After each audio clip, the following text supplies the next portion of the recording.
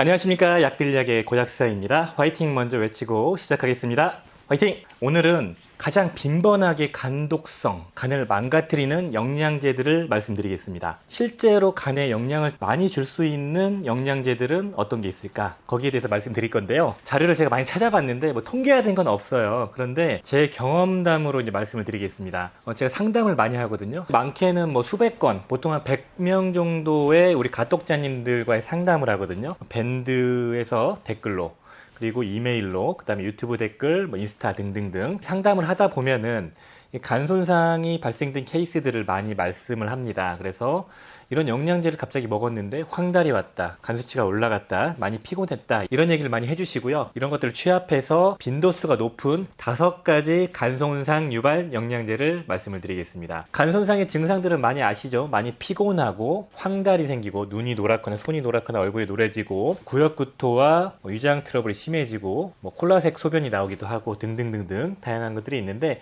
이런 것들로 내 간 손상의 신호로 보기도 하고요. 건강검진을 받았는데 간 수치가 갑자기 올라가서 의사분이 영양제 드시는 거 있으면 끊으세요, 이렇게 얘기를 한 케이스를 통해서 간 손상이 됐구나를 알 수가 있거든요. 그런 케이스들이 가장 많았던 탑 5를 말씀드리겠습니다. 자, 5번째 5위부터 말씀드리겠습니다. 5위는 바로 녹차 추출물입니다. EGCG, 카테킨, 에피갈로카테킨, 갈레이트 등등등 얘기를 하는데, 작년에 이런 카테킨류로 다이어트를 했다, 여드름을 치료했다, 이런 얘기들이 많이 있어가지고 드시는 분들이 많이 생기면서 간 손상의 제보를 많이 해주셨습니다. 먹고 나서 간 수치가 올라갔다, 황달이 생겼다, 많이 피곤했다 등등등등 이런 부작용과 간 손상의 케이스를 말씀해 주셨는데요. 이런 카테킨은 아주 강력한 항산화 성분으로 분류가 되어 있고, 실제로 간을 해독해주는 아주 중요한 성분, 천연 항산화 물질로 분류가 되고 있는데, 아이러니하게도 간 손상을 유발할 수도 있습니다. 그래서 그 경계선 EGCG 에피갈로카테킨 기준으로 1일 400ml 이상을 섭취했을 때 간 손상을 유발한다는 데이터가 있기 때문에 용량을 잘 지키면 문제가 안 되지만, 용량을 초과해서 드시거나 개인 특이적인 반응으로 부작용이 생기는 분들은 간 손상을 빈번하게 유발했다. 4위는 바로 노니입니다. 노니는 작년에 잠깐 붐이 불었죠. 이유는 모르겠지만 홈쇼핑이 만들어간 것 같다는 느낌을 받고 있는 그 노니, 어느 순간 마트에서도 팔고 심지어는 휴게소에서까지 팔던 그 노니인데 요즘에 거의 안 보이죠. 이 노니가 항염증, 해독작용이 있다, 그래서 관절이 안 좋으신 분들, 어르신들 사이에서 선풍적인 인기를 끌었는데, 이것도 좀 특이적으로 어떤 연구 논문에서는 간 손상을 유발했다는 그런 데이터가 있는데, 어떤 연구 논문에서는 간을 해독해주는 그런 작용이 있다라고 얘기하는 양면성이 있는 그런 제품입니다. 대부분 간을 치료한다는 그런 논문들은 이런 이해관계가 있는 회사의 연구진들이나 지원을 받은 연구 논문이었기 때문에 잘 알아보시고, 제 약들약 노니 치시면 잘 정리가 돼 있으니까 한번 확인 부탁드리겠습니다. 실제로 드시고 염증 개선으로 통증 완화 효과를 보시는 분들이 꽤 있기 때문에 무작정 안 좋다라고 말씀드리긴 어렵지만, 간이 안 좋은 분들은 좀 주의를 해야 된다, 이 정도로 말씀드리고 싶고요. 그리고 3위는 바로 천연물, 생약 유래의 보충제들입니다. 예를 들어서 천연 유래 비타민, 종합 비타민 그런 것들이 있죠. 그런 제품을 먹고, 특히 그 모 다단계 회사의 헛땡 라이프라는 게 있거든요. 그 회사 제품이 다 천연 유래, 이런 유기농 유래의 다이어트 식품과 영양 보충제, 단백질, 그런 것들이 있죠. 그 회사 제품이 간 손상을 많이 유발한다고 이미 미국 국립보건원에서 발표를 했을 정도로, 이런 생약 천연물 유래의 보충제들은 간에 부담을 많이 줍니다. 잘 아시는 것처럼 일반적으로 합성 비타민 C, 비타민 D 이런 것들은 그 단일 성분이 다 들어가 있는 거거든요. 그런데 이런 천연물 유래, 이런 유기농 유래 이런 보충제들은 표기되어 있는 비타민 C, D가 있지만 실제로는 그거 외에 다른 곡류나 과일 같은 게 들어있기 때문에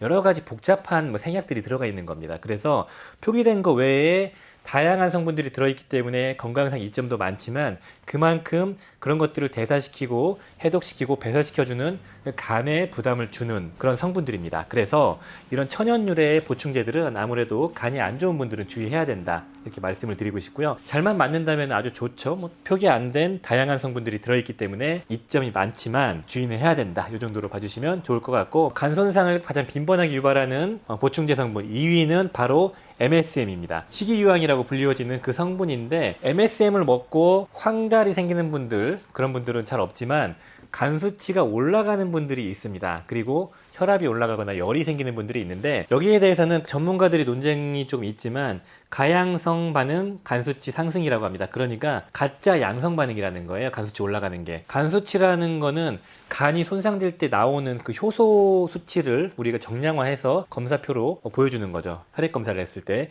그런데 이 MSM을 섭취하게 되면은 간 세포 쪽만 아니고 다른 세포에 있는 그 효소 반응으로 간 수치와 비슷한 수치가 높아져서 간 수치가 높게 보인다라는 보고가 있지만, 가양성 반응뿐만 아니고 실제로 간 수치가 높아지고 간에 손상이 간 케이스가 있기 때문에 간이 안 좋으신 분들은 주의를 해야 되는 그런 보충제 성분이 바로 식이유황이다, 이렇게 말씀을 드리고 싶고요. 명확한 지침이 없는 상태이기 때문에 간 수치가 높거나 간 질환이 있는 분들은 주의를 하셔야 되는 그런 보충제 성분이다, 이렇게 말씀을 드리고 싶습니다. 대망의 1위를 말씀드리겠습니다. 1위는 바로 종합 비타민입니다. 특히 얼땡땡부, 그 비타민을 먹고 나서 간 수치가 높아진 케이스가 많고요. 그 이유는 명확하죠. 종합 비타민 같은 경우는 그 단일제 성분보다는 작지만 여러 가지 성분들이 몇십 가지가 들어가 있죠. 하나를 놓고 봤을 때 그 용량은 간에 영양을 주기에는 아주 작은 용량이지만 여러 가지 수십 가지의 성분이 겹쳐 있기 때문에 그 성분들을 간에서 대사를 하고 배설을 하기 위해서